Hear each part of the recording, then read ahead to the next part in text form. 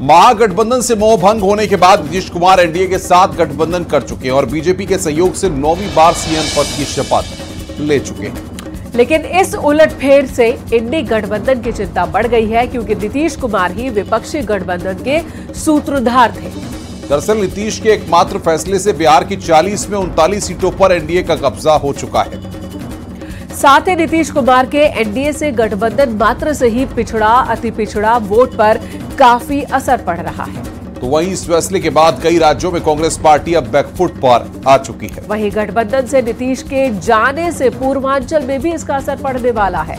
और सबसे बड़ी बात, विपक्ष की एकजुटता पर भी अब सवाल उठने लगे हैं। इस पर दिखाते हैं आपको एक रिपोर्ट। द्वारा स्थापित भारत के संविधान के प्रति सच्ची श्रद्धा और निष्ठा रखा गया। बिहार में पलटी मार सियासत और इंडी गठबंधन में अंदरूनी गर्वाहट। आने वाले उस चुनाव के लिए चुनौतीपूर्ण आहट है, जिसमें एक तरफ मोदी है तो दूसरी तरफ 27 दलों का छिन्न भिन्न होता गठबंधन। क्योंकि गठबंधन के सूत्रधार ने जब पलटी मारा तो बेचैनी गठबंधन साथियों की बढ़ गई।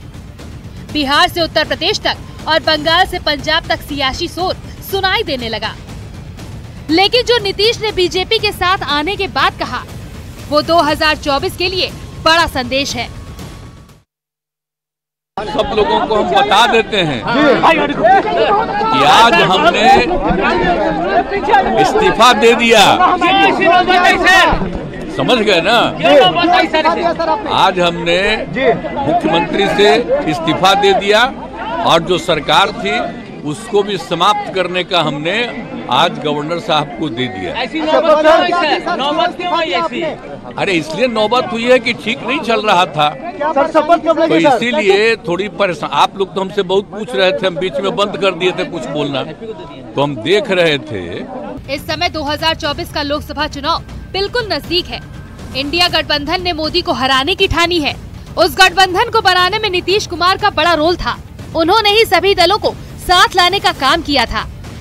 दिल्ली के लगातार चक्कर काटने से लेकर अलग अलग विचारों के नेताओं को एक मंच पर लाने तक काफी कुछ नीतीश की मेहनत का नतीजा रहा। ऐसे में अब जब वे खुद ही इस गठबंधन से अलग हो गए तो इसका असर पूरे विपक्ष पर पड़ना लाजमी है। जहां तक इंडी अलायंस का सवाल है, हम पहले भी मानते थे कि यह अनहोली अलायंस, ये अनसाइंटिफिक अलायंस, ये अलायंस चलने वाला नहीं है। और ये जो पहले भारत जोड़ो यात्रा थी, जो अपने आप में एक तरीके से बेनतीजे समाप्त हुई, और ये जो अभी इनकी अन्याय यात्रा और भारत तोड़ो यात्रा है, और ये जो इंडी अलायंस है, ये कंसेप्चुअली फेल कर चुका है। दरअसल इन दिनों इंडी गठबंधन में दो फ्रंट पर लड़ाई चल रही है। एक तरफ नीतीश तो दूसरी तरफ वो राज्य जहां अब तक सीटों का पेच फंसा है। पश्चिम बंगाल में ममता बनर्जी कांग्रेस के खिलाफ चुनाव लड़ने का मन बना चुकी हैं, तो यूपी और पंजाब में अब भी सीट शेयरिंग पर बात नहीं बनी है। इस बीच अखिलेश ने जरूर कांग्रेस को अपने हिसाब से चलाने की कोशिश की। उन्होंने ट्वीट में लिखा, कांग्रेस के साथ 11 मजबूत सीटों से हमारे सौहार्दपूर्ण गठबंधन की अच्छी शुरुआत हो रही है। ये सिलसिला जीत के समीकरण के साथ और भी बढ़ेगा। इंडिया की टीम और पीडीए की रणनीति इतिहास बदल देगी। लेकिन कांग्रेस अखिलेश के इस प्रपोजल को एक्सेप्ट नहीं कर पा रही है। कांग्रेस नेता जयराम रमेश ने किसी का नाम लिए बिना कहा। कुछ राज्यों में सीट बंटवारे को लेकर आम सहमति बन गई है।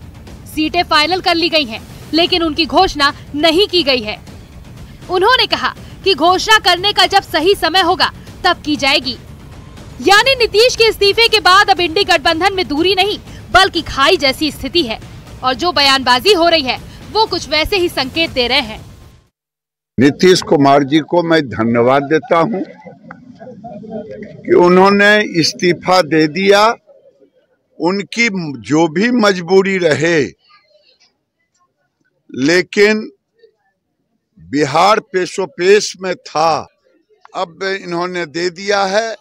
मुझे डर लग रहा था, जिस तरह से प्रेशर पड़ रहा था लालू यादव का नीतीश कुमार जी के ऊपर, तेजस्वी को ताजपोशी के लिए, तो फिर बिहार दोबारा जंगल राज में आ जाता। इससे मुक्ति मिली। और हम लोग का भी बिहार फर्स्ट, बिहारी फर्स्ट को लेकर विजन है। मैंने कई बार इससे पूर्व में भी कहा कि मेरा मुख्यमंत्री नीतीश कुमार जी से नीतिगत विरोध था, है। संभवतः अगर इस तरीके से ही, अगर उन्हीं की ही नीतियों पे काम चला तो संभवतः वो विरोध आगे भी रहेगा। मैंने हमेशा माना है कि उनकी नीतियों ने बिहार का विकास नहीं किया। हालांकि नीतीश और बीजेपी में सियासी गठजोड़ को समझे तो इससे विपक्षी गठबंधन को बड़ा झटका लगने जा रहा है। सवाल ये कि जो नीतीश को नहीं रोक पाए वो एकजुट कैसे हो सकेंगे? पिछड़ा अति पिछड़ा वोट पर होगा असर। पीएम की रेस से एक बड़ा चेहरा बाहर हो चुका है। राज्यों में कांग्रेस पार्टी अब बैकफुट पर आ चुकी है। नीतीश के जाने से कई सीटों पर असर होगा। यानी नीतीश का बीजेपी के साथ जाना संयोग नहीं बल्कि 24 के लिए सियासी प्रयोग है और उस ओर भी इशारा है, जिससे आने वाले वक्त में इंडी गठबंधन चुनाव से पहले ही कमजोर, बेहद कमजोर होने वाला है। Bureau report, news 18।